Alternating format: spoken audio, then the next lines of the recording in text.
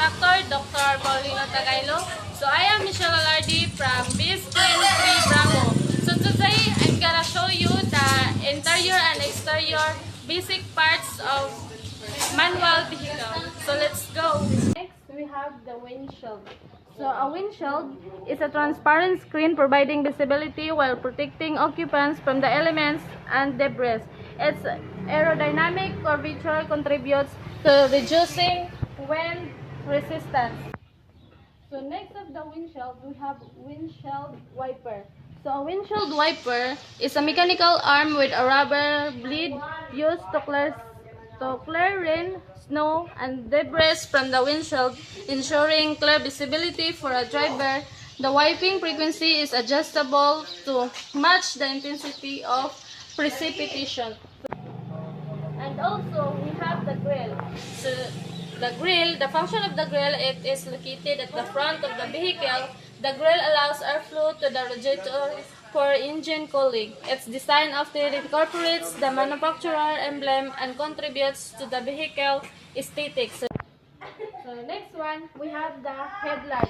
So the headlight is high-intensity lamps providing illumination for the night driving and during periods of low visibility. So modern headlights often incorporate complex reflector designs and may utilize LED for xenon technology for increased brightness and efficiency.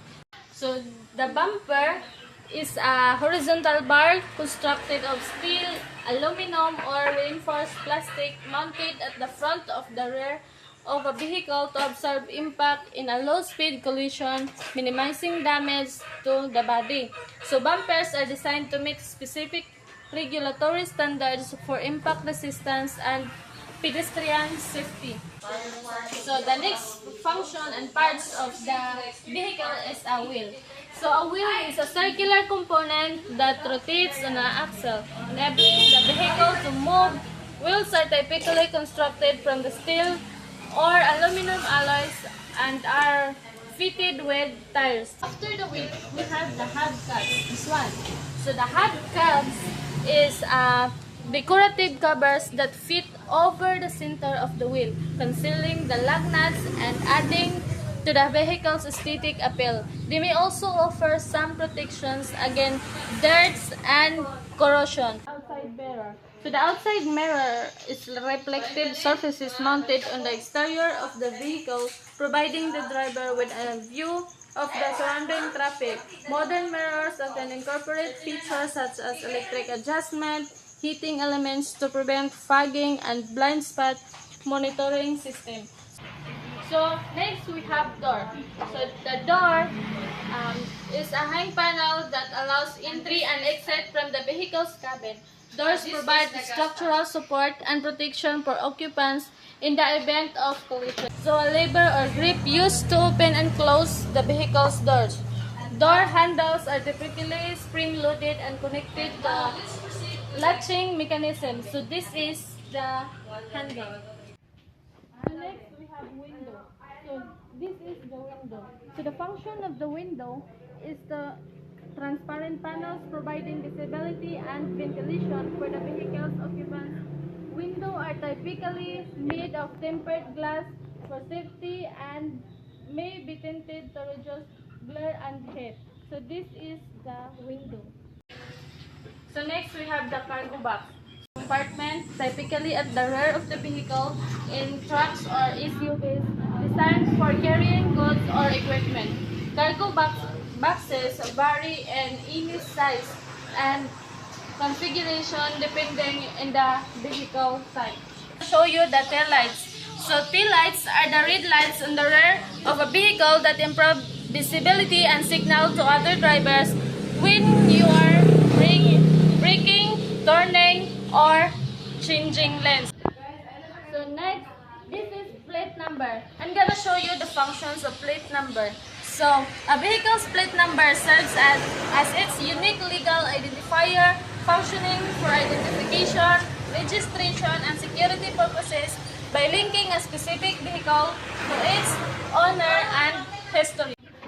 So next of the plate number is the exhaust pipe. So this one, the function of exhaust pipe is to channel toxic and hot gases away from the engine and its occupants, reduce engine noise, and minimize harmful emissions by passing the gases through a catalytic converter. So next, we have the interior parts of the vehicle, which is the steering wheel. So a steering wheel is a circular control device used to direct the vehicle's movement. The steering wheel is connected to the steering system, which is translated to the driver's input into the turning of the wheels. So after the steering wheel, this one we have the horn. So the horn is an audible signaling device used to alert other drivers, pedestrians, or cyclists of the vehicle's presence or to warn of potential hazards. So the horn is typically activated by a button or lever located on the steering wheel or dashboards and produces a loud distinctive sound. So like this one. This one, we have the speed meter or a speedometer. So a speedometer is an instrument displaying to the vehicle speed to miles in miles per hour or kilometers per hour. The speedometer receives input from a sensor that measures the rotation of the wheels or transmission. So after the speedometer, we have this one, the gear level or the gear shift. So a gear level used to select different gear rotations in the transmission. The gear shift allows the driver to control engine's torque and speed output, optimizing performance and fuel efficiency. So after the gear level, we have the brake. So this is the brake. So a brake is a pedal used to apply the brakes, slowing or stopping the vehicle. The brake pedal is connected to a hydraulic system that transmits pressure to the brake calipers at each wheel, which clamp down on the brake rotors, creating friction and slowing the vehicle. After the brake, beside of the brake, we have the accelerator. So the function of accelerator is a pedal used to control the engine's throttle, regulating the amount of fuel and air that enters the engine.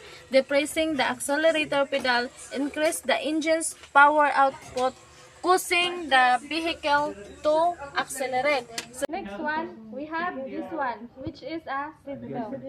So a seat belt is a safety restraint system designed to secure the occupant to their seat in the event of a collision or sudden stop, minimizing the risk of injury. So seat belts is typically consists of a lap belt and a shoulder belt, which are fastened together by a buckle. So this one is a seat belt. And the other one, we have the clutch. This one, a clutch. So a clutch is a pedal-operated mechanism that disengages the engines from the transmission, allowing the driver to change gears smoothly. The clutch consists of a friction disc, a pressure plate, and a release of bearing. When the clutch pedal is depressed, the friction disc is disengaged from the engine flywheel, allowing the driver to select a different gear without stalling the engine. So this one is a clutch.